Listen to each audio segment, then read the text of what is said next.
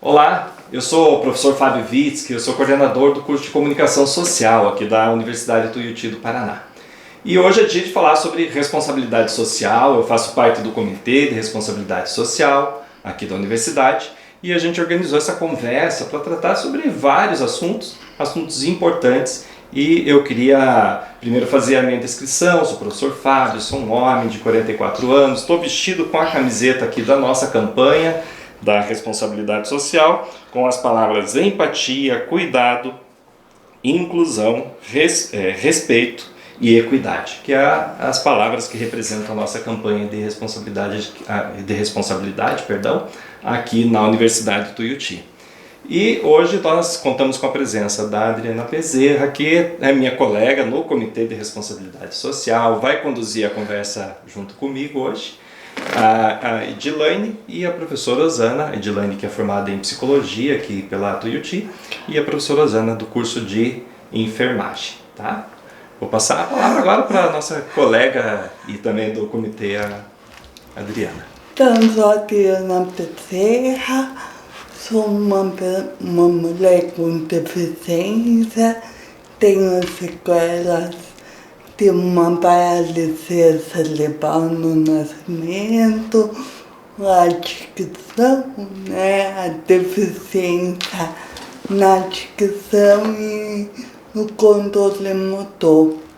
Eu faço parte aqui honrosamente do Comitê de Inclusão da Tuiuti, do Comitê da Responsabilidade Social e presidente da Comissão da Educação Inclusiva. Agradeço imensamente esse momento, o convite aceito pela Edilane, que se formou conosco, professora Osana, professor Fábio, que está nos proporcionando esse podcast. E começamos com o nosso assunto. Professora Osana, com sua apresentação, pode se apresentar. Primeiro quero agradecer, estar aqui nesse momento, uma satisfação fazer parte também desse podcast. Sou Osana de Campos, professora da Universidade Tuiuti aqui desde 2001, e nos honra muito, o curso de enfermagem estar aqui fazendo parte desse podcast. O tema é um tema muito importante de ser discutido nos meios acadêmicos, a questão da responsabilidade social, e muito bom estar aqui para fazer parte dessa discussão. Estamos aqui com a nossa, eu digo sempre acadêmica, a gente nunca deixa de ser acadêmica. Edilane, por favor, se apresente. Obrigada, eu sou Edilane, eu sou formada em Psicologia, sou especialista em Neuropsicologia e mestra em Educação, tudo aqui pela Tuiuti, então já estou um bom tempinho aqui com vocês. Eu sou uma mulher branca, tenho cabelos castanhos ondulados, abaixo da altura dos ombros. Hoje eu estou vestindo uma camisa de botão azul claro, uma calça preta, um sapato preto. Sou uma mulher com deficiência também, tenho uma deficiência física. E atualmente eu trabalho como líder de projetos numa organização social aqui de Curitiba, da causa da pessoa com deficiência. Então é um tema que permeia a minha vida aí de várias formas. Então, vamos começar com a professora Osana, que vai trazer um assunto que está sempre em pauta, professora?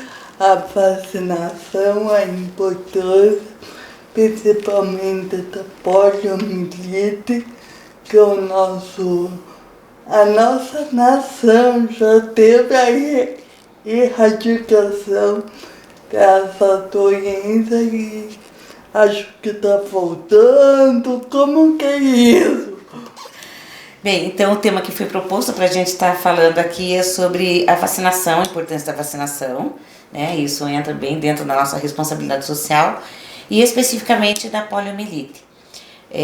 nós estamos no momento que o Brasil, o último caso que teve foi em 89, e em 94 ele recebeu a certificação de todos os países da América da erradicação, mas esse tema ele tem permeado a sociedade porque nós temos visto que ainda está se criando, né? Porque eu acho que um tempo atrás a vacinação ela era em massa e agora, por algumas questões da própria tecnologia, o avanço das informações, existe, né, aqueles pais e segmentos da sociedade, não só da família, mas profissionais da área de saúde, dizendo que não é importante ter a vacina, e enfim. O que nós queremos trazer aqui nesse tema é que a vacina é importante, de todas as vacinas, mas em especial uma delas que traz realmente uma sequela para o resto da vida, para a criança, e que isso vai trazer um transtorno muito grande de como essa sequela fica, é a poliomielite.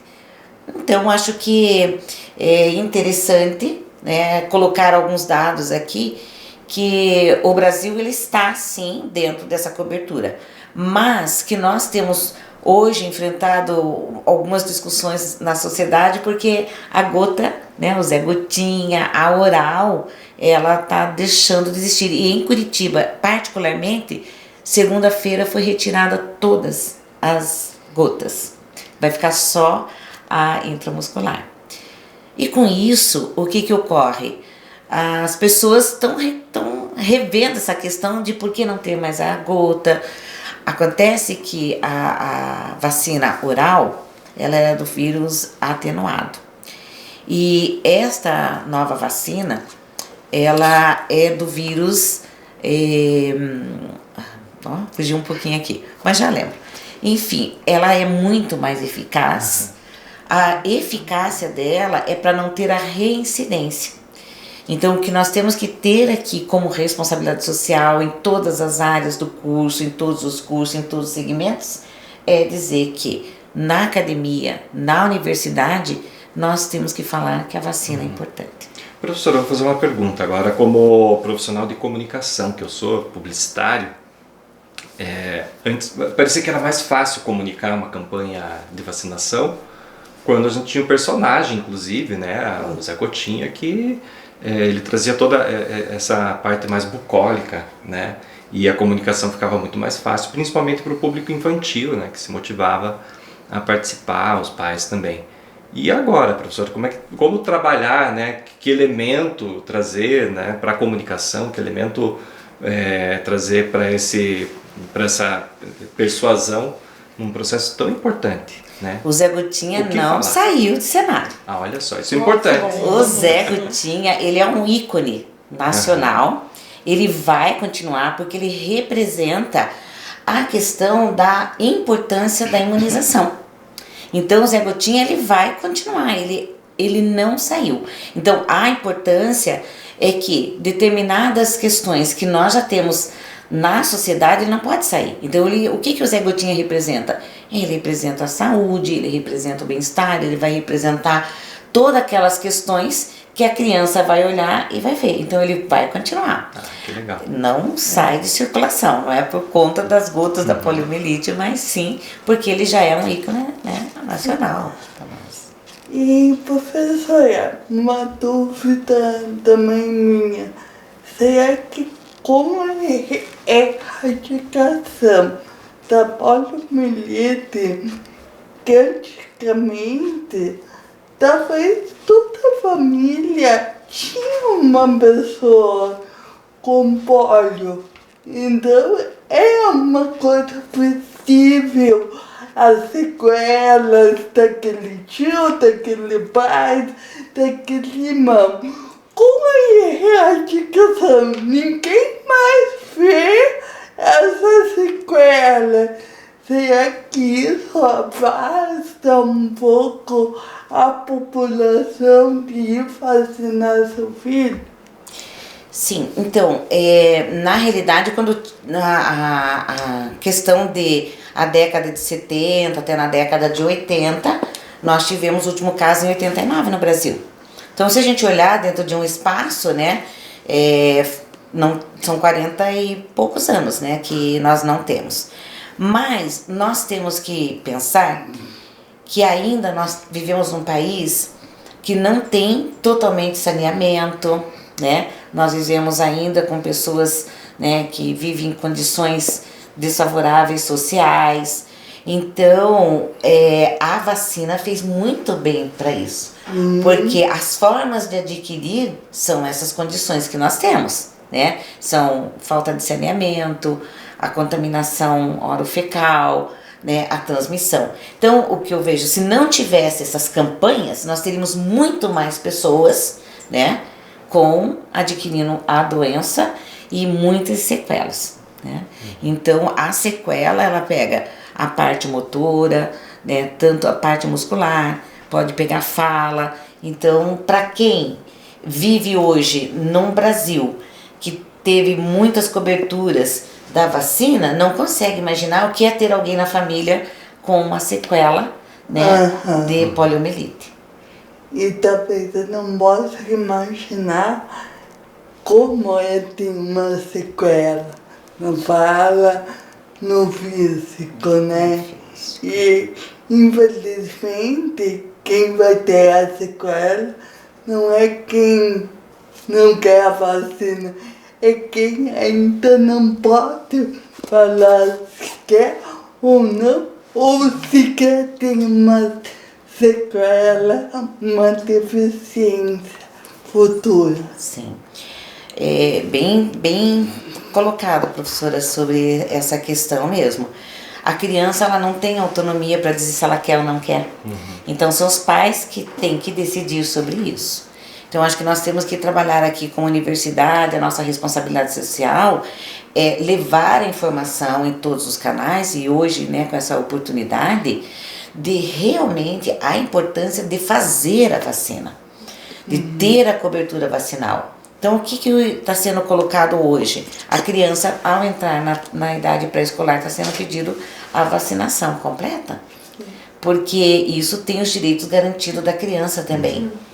Então, são formas e são políticas sociais prevendo lá no futuro que essa criança, por questões que os pais, por vários fatores que é dele, por ele não ter visto isso na sociedade com mais frequência, agora eu não quero levar meu filho.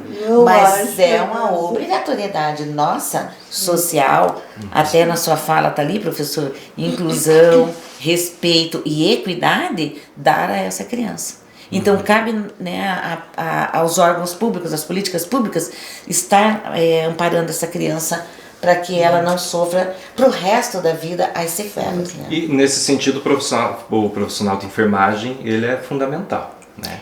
Porque, tirando a campanha ali, a campanha, entre aspas, publicitária, que vai incentivar, mas quem está junto com a criança, com a família, é o profissional de enfermagem, claro, além do médico também, mas para essa orientação é importante, né, professor? Nós vou falar muito bem da enfermagem, né, porque se eu tivesse que escolher outra profissão, seria enfermeira. O que eu quero dizer é que a enfermagem já está constatado no mundo inteiro, que a enfermagem é um profissional que muda a população, muda a saúde de uma população. Então, é um profissional bem preparado, é um profissional que hoje, inclusive, né, permeia as questões das políticas de saúde. E o enfermeiro, ele está em todos os segmentos. E aonde que muda isso? Lá na unidade básica de saúde, lá na primeira infância, lá na comunidade, com o cidadão. Então, a importância do enfermeiro, né, estar em especial nas unidades que é do SUS, né, que faz essas campanhas e que faz essas políticas e trabalha as campanhas, ele vê realmente tanto na hora que nasce e depois acompanha esse profissional, essa criança, né, no seu crescimento e no futuro, se ele tiver alguma das questões que não foi tomado por vacina, né. Então, o sistema a gente consegue. Legal. Então, né, professora, como a gente diz, a criança, ela não fala se quer ou não, mas ela que vai sofrer as consequências. E se tiver uma deficiência, seja motora, não vai pro resto da vida. Não há uma reversão. E a gente sabe, né, Sim. que é uma luta todos os dias. Então a vacinação é bem importante, como a inclusão. Né? E te falando um pouquinho da pessoa com deficiência na universidade, a gente tem aqui a responsabilidade social, a comissão de inclusão. Quais os desafios? A gente sabe que hoje a gente recebe mais, que bom, né? Mais pessoas com deficiência. Mas no nosso tempo, no teu, tão poucos, né? Os desafios continuam a ser. Então, você pode falar juntando uma experiência boa de que você viveu aqui na universidade, mas não tão legal, porque nada é perfeito. Sim. A inclusão é uma evolução constante e a gente sempre está aprendendo. Sim, não, com certeza. E o desafio das pessoas com deficiência na universidade, ele tá muito atrelado até um histórico, assim, né? Então, pra gente pensar em pessoas com deficiência aqui, a gente também tem que pensar que antes disso elas estavam num processo de escolaridade, né, em suas escolas, ou às vezes não, né? Se a gente for para dados, né, a gente sabe que os dados ainda eles são muito desfavoráveis em relação ao pertencimento das pessoas com deficiência. Mas, partindo desse cenário, pessoas com deficiência que chegam até a universidade muito provavelmente vieram de um processo de escolarização que também foi muito difícil, muito desafiador, né? Eu ouso dizer que às vezes até mais, né? Eu penso no meu processo, por exemplo, dentro da escola, foi muito difícil, muito complicado. Eu cheguei na faculdade com bastante medo que fosse a mesma coisa, por sorte não foi, a minha experiência aqui na Tuiuti foi muito positiva, justamente por algumas estratégias que a faculdade pode ter para mitigar alguns desses desafios, né? Então, investir muito em responsabilidade social, ter comissões, comitês de inclusão que falem sobre isso, que falem sobre diversidade, que falem sobre a pessoa com deficiência, que apoiem individualmente, coletivamente a pessoa ali para pertencer nos ambientes, porque os desafios são muitos, né? Então a pessoa chega com medos, inseguranças, algumas questões de saúde mental que a gente sabe que, né, são muito presentes na vida da pessoa com deficiência. Também enfrenta barreiras arquitetônicas, né? Nem sempre as universidades estão preparadas arquitetonicamente para receber as pessoas com deficiência, então às vezes ainda tem salas, né, com bastante dificuldade em se ajustar, em ter um bom espaço, salas que, né, providenciem acesso por elevador, por rampa, salas que tenham espaços comuns por perto, né, como refeitórios, né, por perto, banheiros acessíveis por perto, que você não tenha que atravessar, né, toda a extensão do local. O estudante com deficiência não vai ficar só na sala. Exato. Ele tem que movimentar isso é inclusão. Exato, ele tem que pertencer aos mesmos espaços que os estudantes sem deficiência, né? A universidade tem que estar preparada para isso, mas geralmente esse é um grande desafio.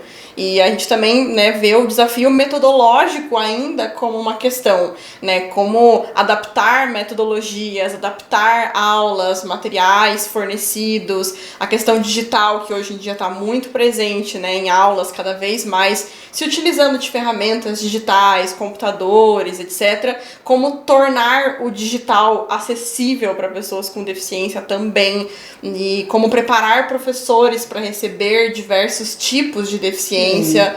Então esses desafios eles estão ainda muito presentes. E ainda muito, né, as deficiências ocultas. Sim. Que eu, por exemplo, penso às vezes a deficiência física chega antes que a pessoa, né? Ou que é tão deficiente. Mas as deficiências ocultas, vamos pôr aqui o TEA, o autismo, não chega antes, né? Dali dentro da pessoa, né? E essa forma de chegar, de estar atento ao aluno. Sim, e aí exige muita preparação nos bastidores, né, dos profissionais envolvidos. Então, dos professores, coordenadores, de uma comissão de inclusão que esteja por trás fazendo esse apoio, e justamente para lidar com pessoas diferentes, né, mesmo no universo da inclusão, né, que é um recorte ali de um marcador social específico, mesmo esse universo ele ainda tem, né, muita personalização, né, pelos tipos de deficiência, pelas pessoas, né, que são diferentes e têm necessidades diferentes também. E outra coisa, a universidade ela é de certa forma, né, uma porta de entrada para o mercado de trabalho. Com certeza. E será que a gente está formando também profissionais que vão para o mercado de trabalho e vão promover a inclusão no mercado de trabalho? E a minha pergunta para você também é essa, né? O mercado de trabalho hoje ele está mais ou menos inclusivo do que o ambiente universitário? Eu imagino que aqui ainda a gente pensa um pouco mais, por ser universidade, por ter comitê, por ter outros órgãos, né, dentro da universidade que pensam isso. Mas o mercado de trabalho hoje? Você disse que trabalha numa ONG, né? Sim, como que é? Sim. Esse é um contexto que ainda está, né, caminhando com, eu diria que até mais desafios que a universidade, sim, porque o mercado de trabalho tem muitas etapas para acontecer e que precisam da inclusão acontecendo, mas que não necessariamente tem. Então, você, né, onde encontrar pessoas com deficiência qualificadas para trabalhar? E aí a gente volta naquela corrente, né? Se as pessoas não chegam ao ensino superior, não tiveram uma boa escolarização, né, na escola básica, elas talvez não tenham aquilo que as empresas estão buscando para a contratação. Essa família só superpotencial, como que ela vai entender o mundo corporativo? Exatamente. E aí, se ela não tem autonomia desenvolvida, né, competências necessárias, o mercado de trabalho se torna mais desafiador. Então as empresas estão, né, elas têm essa dificuldade de acessar pessoas com deficiência qualificadas, mas não porque não existem pessoas com deficiência qualificada, porque existem, né? A dificuldade é das empresas mudarem a perspectiva e mudarem o modo de mapear, recrutar, né? E aí uma vez que se recruta, seleciona, as empresas têm muita dificuldade de reter, de desenvolver pessoas com deficiência, de fazer um acompanhamento diferenciado, pensar na carreira delas de uma forma que cresça, né? E que essa pessoa não fique apenas em cargos de assistente, né? Ou cargos mais técnicos. A gente quase não vê pessoas com deficiência em cargos de liderança, por exemplo. Então, as empresas ainda estão com muita dificuldade. E é muito importante, porque a responsabilidade aqui da universidade, até nosso slogan formação humana, me fez entender que a gente, pessoa com deficiência, ou a pessoa sem deficiência, qualquer pessoa, só quer tendo exemplos. Todos temos exemplos de pai, mãe, profissionais, todos. E a pessoa com deficiência é tão difícil a gente encontrar exemplos, né? Ainda mais na nossa época, quando eu estudei, eu na universidade com uma deficiência. Agora a gente está muito... Então isso, a liderança faz com que a gente seja exemplo a outras pessoas. que outras pessoas tenham um exemplo a seguir. Então você hoje, como uma cargo de liderança, nos fale qual é a importância de ser não aquele exemplo angelical, né, que muitas pessoas confundem ainda, mas aquele exemplo mesmo de uma gestora, de uma profissional. Sim, definitivamente falta muita representatividade, né, de pessoas com deficiência. A gente não tem esses exemplos, né? Eu cresci sem exemplos na televisão, na música, nos livros e aí no mercado de trabalho também, né? Eu cresci sem uma referência, sem uma representatividade ali para me motivar, né, me puxar realmente. Então, existe essa importância, sim, de desenvolver as pessoas com deficiência para que elas assumam outros espaços, ocupem outros lugares e né, assumam cada vez mais cargos de liderança, por exemplo, que são cargos desafiadores, obviamente, mas têm, né, muito a contribuir. Então, geralmente em vários treinamentos que eu dou para outros líderes, né, são líderes sem deficiência, né? Então eu tenho, né, contatos em vários contextos diferentes e eu basicamente não encontro pessoas na mesma função que a minha. E é uma realidade que a gente, né, precisa alterar com certeza. Papel toca, né? Porque todo mundo precisa tocar. Né? Isso, e a responsabilidade, né, professor? Sim. Eu acho que é muita toque. É um tocando com o outro. Né? Sim. Pra gente se desenvolver como humano, como profissionais. O que a gente está fazendo agora aqui, Sim. né? Trocando informação. Eu tenho uma pergunta que eu queria fazer para as duas agora. Porque a gente está falando sobre dois temas importantes, a vacinação, a inclusão. E qual é o papel? A universidade tem um papel de educar, e a gente está, acho que, desempenhando bem esse papel aqui na Tuiuti. Mas tem um outro setor também que são as redes sociais. Hoje a gente usa muito as redes sociais. Não dá para a gente simplesmente não fingir que elas não existem, mas acho que fazer um bom uso, tanto para promover a inclusão quanto para promover políticas públicas de saúde. Eu, pessoalmente, sigo vários, né, eu vou colocar essa palavra, influenciadores que falam sobre inclusão. Gosto bastante do tema, por participar do comitê. E eu percebo que é um tema que está se popularizando também nas redes sociais. É importante também que novos influenciadores surjam, novas pessoas surjam falando sobre esse tema, principalmente a partir da universidade, claro, para falar com um conhecimento mais científico. Mas vocês percebem isso também, que as pessoas estão falando mais e falando bem e falando de forma mais científica sobre esses assuntos em redes sociais? Eu quero pedir uma licença particular aqui, porque eu tenho um irmão que tem sequela da poliomielite. Ele teve em 74, né, nós tivemos isso. Eu convivi com um irmão assim. Então, o que eu quero colocar, ele hoje, né, é uma pessoa que tem um trabalho, um destaque de liderança.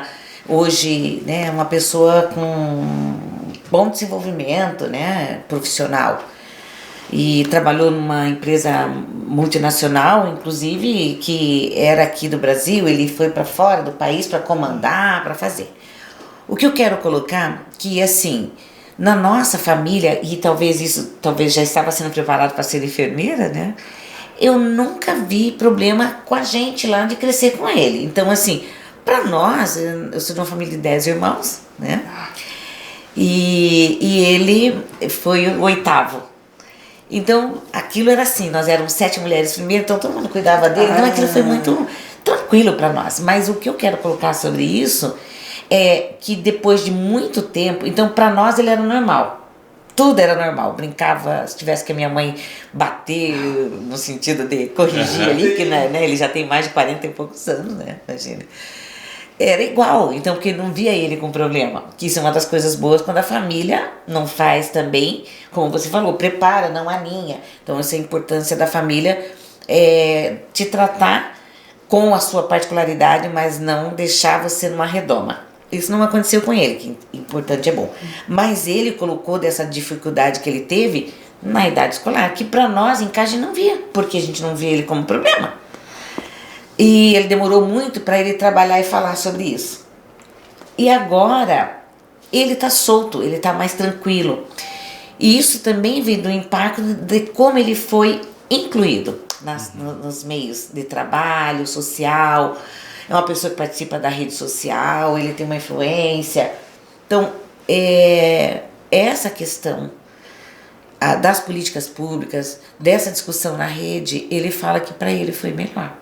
Então, dele olhar e ver a discussão. Então, isso eu nem conversei com ele desta forma, mas um momento oportuno a gente teve essa discussão. E ele falou que agora ele se sente bem, ele se sente livre. Eu acho que isso, a rede social, ela traz isso bom, porque ele começa a ver que tem outros casos que as pessoas estão vendo, e ele se sentiu, né, acolhido pelo mercado de trabalho que ele escolheu, acolhido pela família, né, ele é casado, então se veja assim, é todo um contexto. A rede social hoje, para nós da saúde, ela ajuda bastante, mas desde que nós possamos, dentro da universidade, aonde nós estivermos, levar as questões corretas. Onde buscar a pesquisa correta, onde falar, onde seguir, né, ter os novos as influenciadores correto e deixar, exatamente, deixar o conhecimento ir à frente daquilo que a gente se propõe dentro das políticas sociais.